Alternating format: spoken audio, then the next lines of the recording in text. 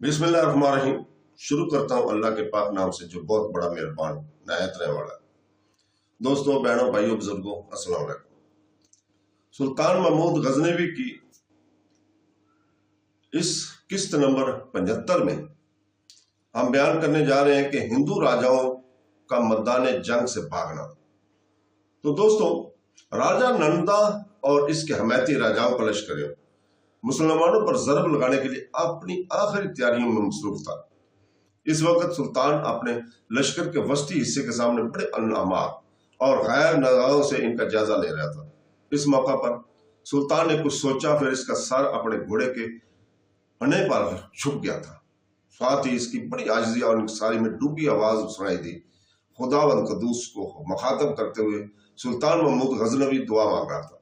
अपनी कपवाती और लर्जती आवाज में सुल्तान महमूद गजनवी कह रहा था, ऐ खुदाए मोहतरम, इस कायनात में खोलते भंवर की गूंजे, ये आतिश बकफ सूरज, ये उजालों के सरूर बखेरता चांद, ये अंजमों का शां की रोशनी सब तेरे ही हुक्म से रवान हुआ है। ऐ कायनात के मालिक, तू ना चाहे तो बहते वक्त के गर्दार में भागता दौड़ता दिन रुक जाए, तू ना चाहे तो ऐ मेरे मालिक परनालों की तरह बहता रात का अंधेरा मंजमद हो जाए, तू ना चाहे तो मेरे खुदा अंगड़ाइयां लेता ये खोलता बहरे खुशक बंजर जमीन के सुर्त अख्तियार कर जाए। मेरे अल्लाह, हम भी तेरे हुक्म के ताबे हैं, तेरे फरमाबरदार हैं, तेरी इबादत गुजार हैं। हद निगाह फैले हुए दुश्मन के मुकाबले में मेरा मालिक, मैं तुझसे ही मदद और अमानत की रहनुमा इल्तमास करता हूँ। ऐ हम अल्लाह, हमारी मदद फरमा। ऐ अल्लाह, इम्तिहान की इस घड़ी में हम तेरी मदद और नुसरत के ख्वाह हैं। इसके साथ ही सुल्तान ने अपना सर उठाया। इसकी छाती तन गई थी, आंखों के अंदर एक कहरमानी अंगड़ाइयां लेने लगी थी। इस मौके पर राजा नंदा और इसके हमायती और हलीफ राजाओं ने अपना काम की इब्तिदा की। चुनांचे अपने लश्कर के उन्होंने आगे बढ़ाया और इसके बाद वो सुल्तान के लश्कर पर नब्ज़ और नफ्स में और यार का इंतशार पैदा करते, मस्तमी झाग उड़ाते, तुम काम तूफानों की तरह हमला आवर हो गए थे। दूसरी तरफ सबसे पहले सुल्तान महमूद गजनवी अपने काम की इब्तिदा की। पहले हिस्ब आदत इसने इस लश्करियों ने खूब खौफनाक और होलनाक अंदाज में तकबीरें बुलंद की। इसके बाद सुल्तान महमूद गजनवी ने अपने हिस्से के लश्कर के साथ इस तरह अपने काम की इब्तिदा की जैसे कोई अनमोल खजानों की तजस्सुस में अनगिनत मख्फी आरूफ को जली हिफाज में ढालने पर मजबूर करने के लिए समुद्र की तरह चीख चला उठा है। इसी तरह दुश्मन के लश्कर पर हमला कर दिया था। सुल्तान के साथ ही साथ इसके लश्कर का दायां पहलू भी हरकत में आया और वह भी राजाओं के मुतअद्दिद लश्कर के सर पर मौत बनकर खेल जाने वाली जलती तकदीर के साथ संगुनियों और तकबीरों की आवाज के होलनाकी की तरह हमलावर हुआ था। दाएं पहलू का यह हमला इंतहाई होलनाक था। अपने पहले ही हमले में उन्होंने दुश्मन के लश्कर को थोड़ा सा इसे इस तरह पीछे धकेला था जैसे वो जमीन के लाल और जान बनते वाले नौजवानों की लामहदूद प्यासे सहराओं में लमों की तरह उड़ाने की कार्रवाई की इब्तिदा करना चाहते हो। दाएं हिस्सा के साथ ही साथ सुल्तान महमूद गजनवी के लश्कर का बायां हिस्सा भी अपने काम की इब्तिदा कर चुका था। फिर वो मुंह चढ़ाते, लहू को अंगारा करते, भरे क्यामत खेज बेत मौसमों की सख्ती में गर्म हवाओं को इस पर हमला आवर हुए। कुछ देर ऐसा ही समा रहा। इसके बाद सुल्तान महमूद गजनवी इसके सारे सलारों ने अपने हमलों में ठहराव पैदा कर लिया था। पहले जो तेजी थी इसे खत्म कर दिया। इसके बाद सुल्तान महमूद गजनवी ने अपने हिस्से के लश्कर के साथ आहिस्ता आहिस्ता पीछे हटना शुरू किया, जबकि इसके लश्कर के दाएं बाएं के दोनों पहलुओं ने थोड़ा सा आगे बढ़ते हुए एक तरह का नीम दायरा बनाना शुरू कर दिया था।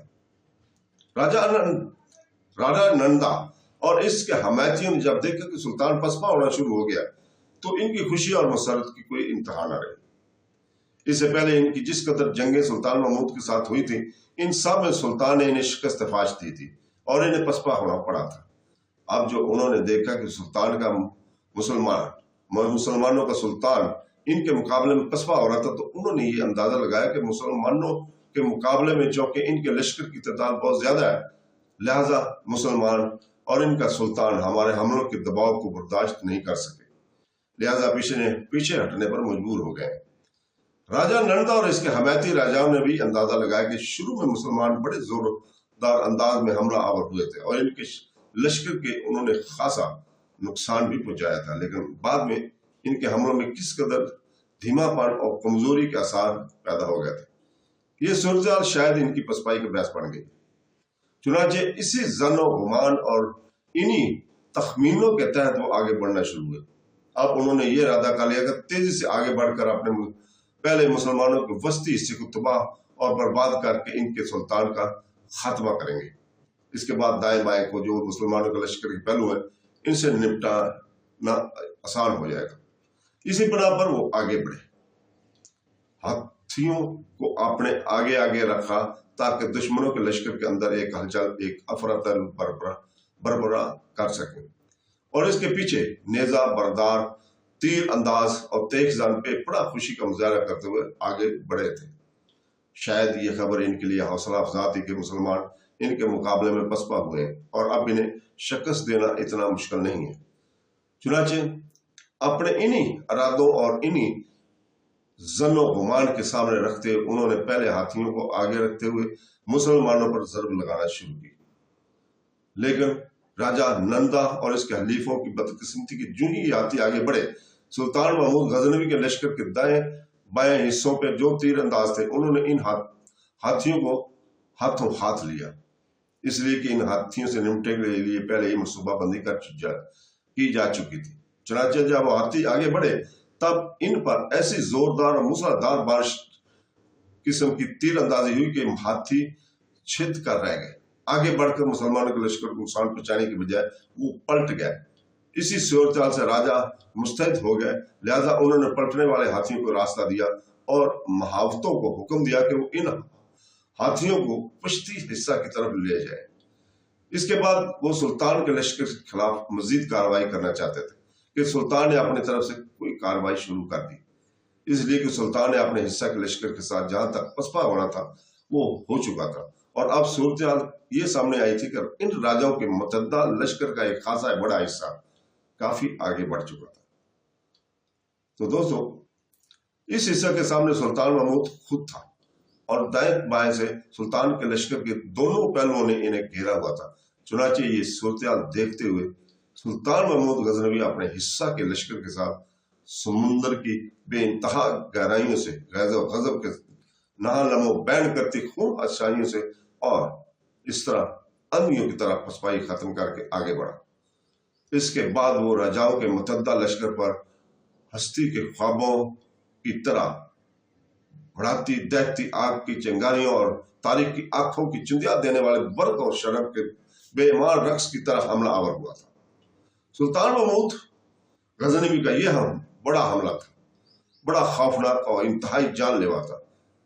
इसका खौफनाक हमले के बाद दुश्मन के लश्कर के अंदर दहते अज़काम की संस्कारियां सोची के खूनी रहने, तपते होंठों की तशैया और खूनी लफ्जों की खंजर की सी कफियत तारीख शुरू हो गई थी।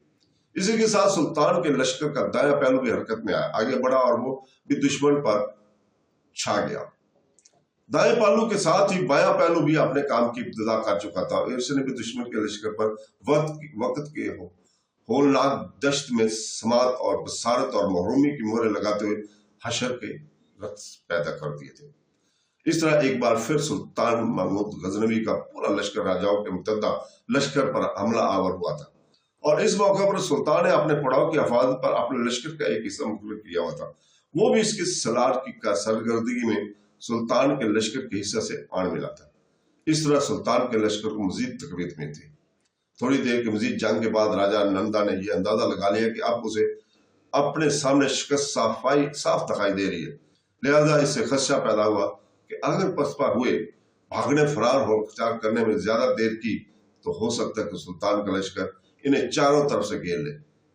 इस तरह इनके लश्कर का जो हिस्सा काफी आगे बढ़ गया था, इसने सुल्तान के लश्कर के तीनों हिस्सों ने एक तरह से घेर कर इसका खात्मा कर दिया था और अब सुल्तान और इसके लश्कर के दूसरे हिस्से आगे बढ़कर बड़ी तेजी से राजाओं के मुतद्दा लश्कर की तादाद कम करने लगे हुए थे। ये सूरत देखते हुए राजा नंदा फौरन हरकत में आया। अपने हिस्सा के लश्कर को इसने समेटा और दरिया गंगा की तरफ भाग खड़ा हुआ। और दूसरे राजा भी जिधर किसी का मुंह उठा अपनी जान बचाने को भाग खड़े हुए थे। और फिर ये सारे राजा चक्कर लगाते हुए कलंजर के राजा नंदा के पीछे पीछे दरिया गंगा के इस पार हो लिए थे। तो दोस्तों, इसके साथ ही हम इजाजत चाहते हैं। अल्लाह हाफ़िज़।